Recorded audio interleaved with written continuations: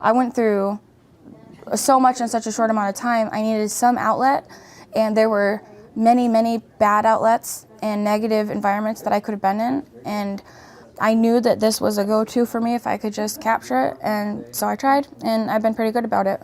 Writing is my favorite thing to do, but it's probably the most difficult thing. Put it between my palms, like this. It's like that, because the memory is in your forearms.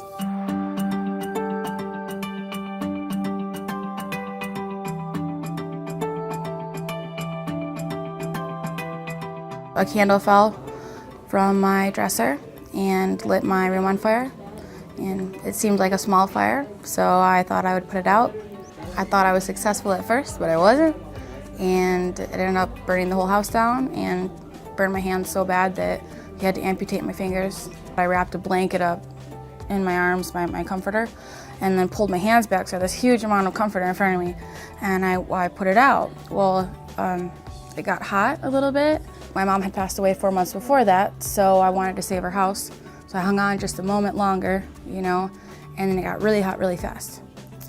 Nice. And when I went to pull back, I couldn't pull back. 10. Jodi's got a little bit of weakness in her shoulders, and she's got to be able to carry the weight of her prosthetics that she's getting.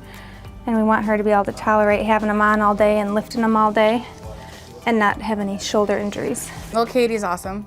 That's where it started. She really is. Katie is very unique. When I came in and started talking to her about, what, was available for my hands, I told her I want robotic hands. If you can just make them and plug them into my nerves, that would work, She said, it's possible to get that. And she told me about a conference she had been to, and she brought up Touch Bionics. And I did a little research on my own. We can make hands that look like hands that don't do anything. And it wouldn't give her any more function other than them looking like hands. There's body-powered ones, but you need wrist motion. And because of where her scar tissue is, she has very limited wrist motion. So that's not functional for her at all. If you look at my hand, imagine trying to figure out how fingers are gonna go naturally on that thing, So she figured out where the finger's angle was, and then she had to put the thumb on, okay? So if the thumb goes here, because it has to sit this way, my electrodes are here. So she had that problem with how she was going to position the thumb and the electrodes because they were close together. And Katie did that almost in the first try. All these cables will eventually be nicely hidden. And because she still has muscle motion in her hand, we can use these remote electrodes, and that means she got this new technology. I trust her. I just really do. I plan on sticking with her all this time. And I drive 216 miles, round trip to get here.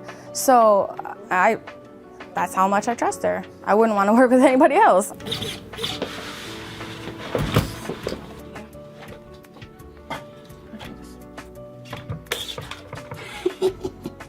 When you go through this, you go through loss. So there are those, levels of grief for loss, but I really think people could move past those. Just put them to the side and accept what it is, right, in those moments. The first time I saw my arms in the hospital was probably the hardest day of my life other than, losing my mom. I was hating them right then, And it sounds crazy, but I got this notion to apologize to my hands, and I looked at them and I pulled them up to, they were wrapped up, but I put them up here and I kissed them. And I said, I love you. I'm sorry and I love you the way that you are.